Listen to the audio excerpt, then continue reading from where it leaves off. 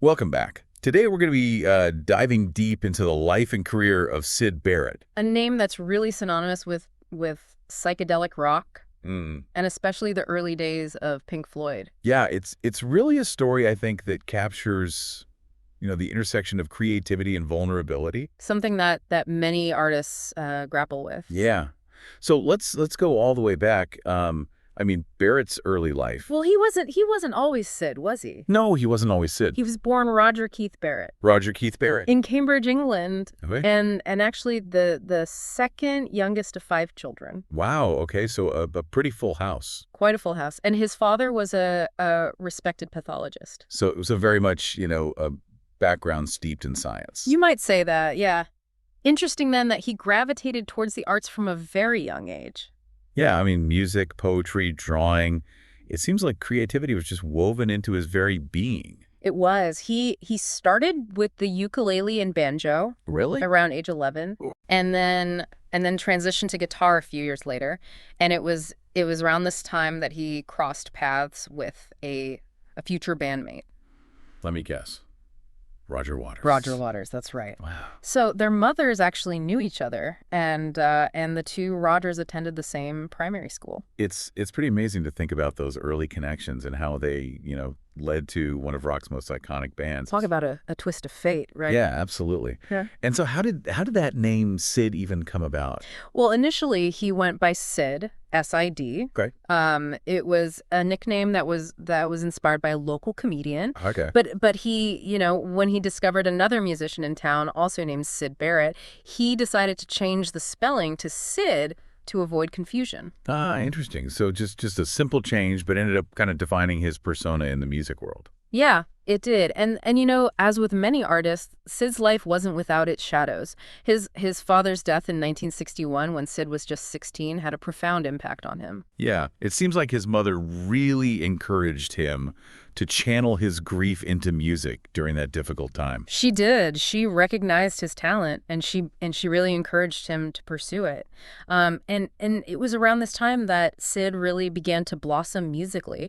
He joined his first band, Jeff Mott and the Mottos, and started experimenting with songwriting. And then by the time he went off to art college in London, he was playing cover songs, writing originals, and really starting to develop a sound that was uniquely his own. And that art college, Camberwell College of Arts, that was really the crucible where Pink Floyd was forged. Precisely. It's there that he reconnected with Roger Waters. Yeah.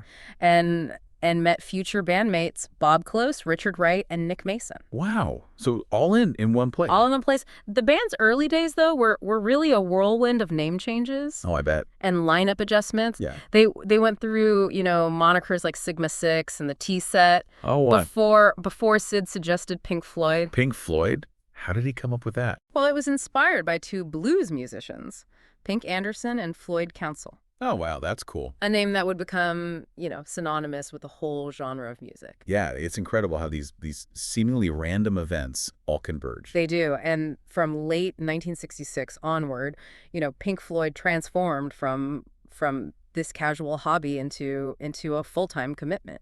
They began recording their debut album, The Piper at the Gates of Dawn, and released 2 singles that really made waves, Arnold Lane and See Emily Play. Yeah, both of those singles climbed the charts. Arnold Lane reached number 20 in the UK. Yeah.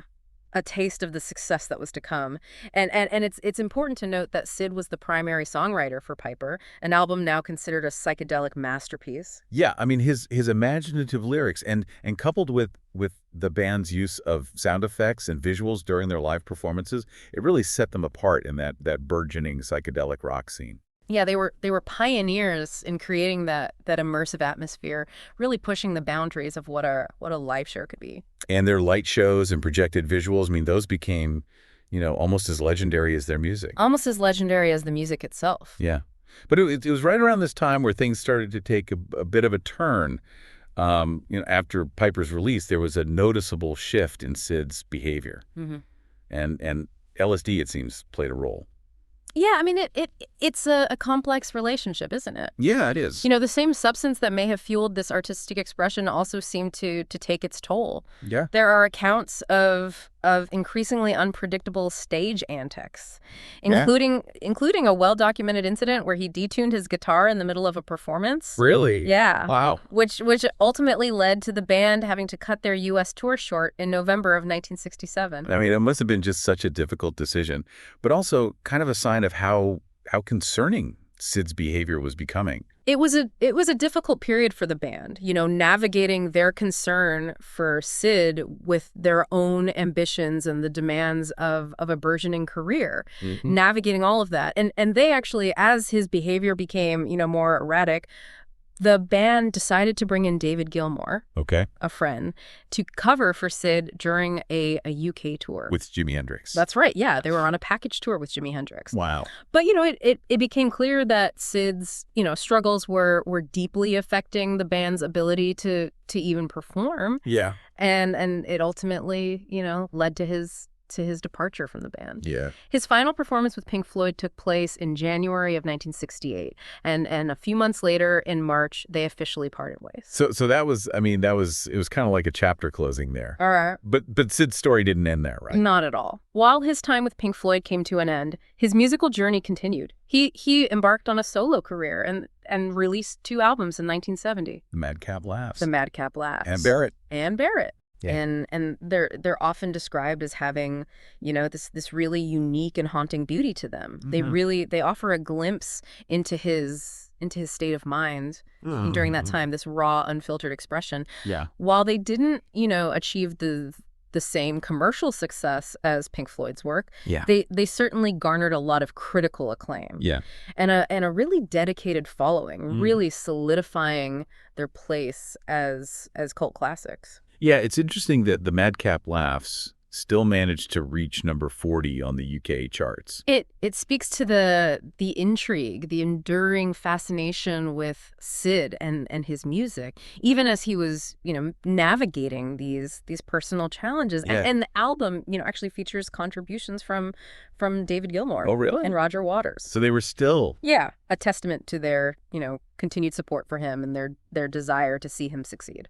So it seems like, their bond went beyond the music. It did. And while, Barrett, his second solo album, didn't chart, it has, gained a devoted following over the years. Yeah. And is considered a significant piece of his solo work. So did he continue performing after the release of those albums? He did try to form a band Big. called Stars in 1972 Right. with drummer Twink and bassist Jack Monk.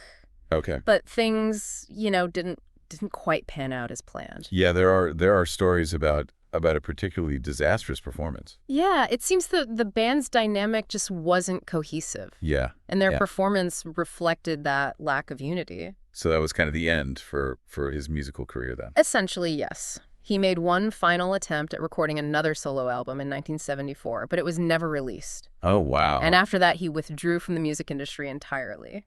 Kind of heartbreaking in a way It is. to see such talent kind of fade from the spotlight. It is a poignant reminder of the fragility of creative genius and the complexities of the human experience. However, while his music career came to a close, Syd's story doesn't end there. He returned to Cambridge in 1978 and really embraced a quieter life, focused on painting and furniture making and gardening. Wow.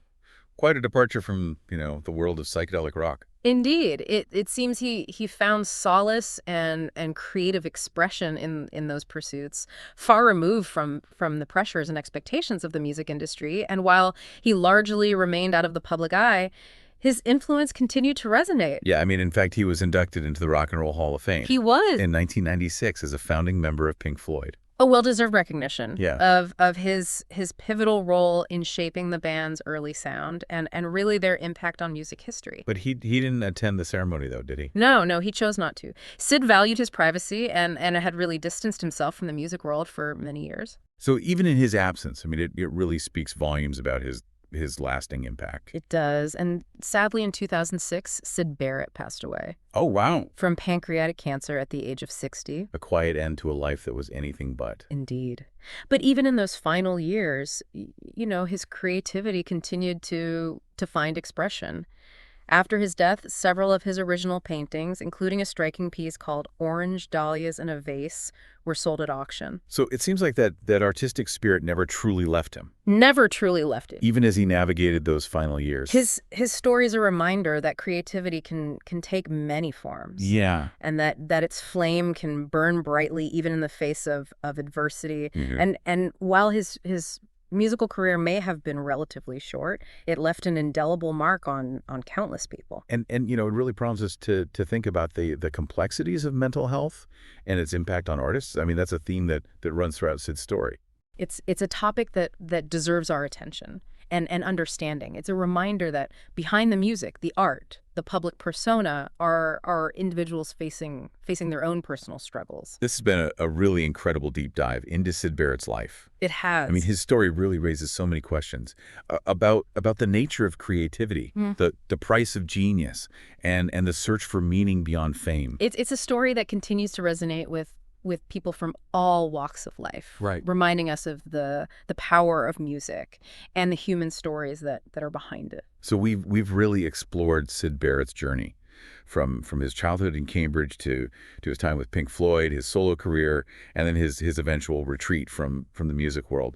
What are your thoughts on what we can learn from his life and his work? I think Syd's story is a reminder that brilliance and vulnerability can often coexist in the same person. His sensitivity, the very thing that allowed him to create such innovative music, also seemed to make him more susceptible to the pressures of fame and maybe the darker side of life. Yeah, I think his story really highlights that tension between artistic expression Yeah.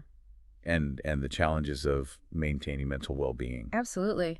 And while we might wonder, what could have been if things had unfolded differently, we have to, acknowledge the path that his life took. And despite the struggles, he left behind a powerful legacy. He's become almost a mythical figure in music history.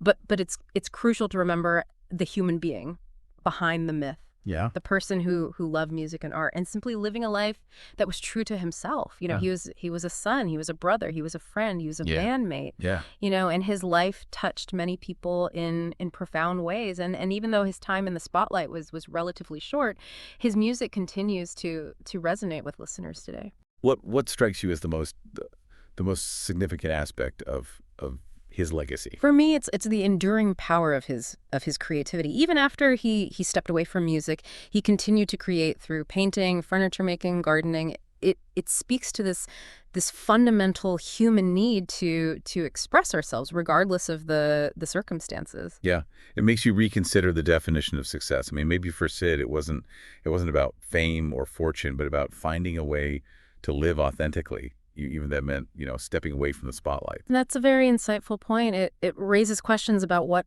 truly matters in life. Yeah. And how we define fulfillment. How do we balance our creative aspirations with our personal well-being? Yeah. These are questions that we all grapple with in our own journeys. Yeah. I mean, I don't think Syd's story necessarily offers, any easy answers, but it does invite us to think deeply about the nature of creativity, the human spirit, and the enduring impact of art. And perhaps, inspires us to delve deeper into his music, into his art, into his life. There's a wealth of material out there to explore that offers, a glimpse into the world of a truly unique individual. Well, this has been a fascinating deep dive into the life and legacy of Syd Barrett, a figure who continues to captivate and inspire. Thank you for joining us on this journey. Thank you. We hope it sparked a renewed appreciation for the complexities of art, the human experience, and the enduring power of music. Remember when you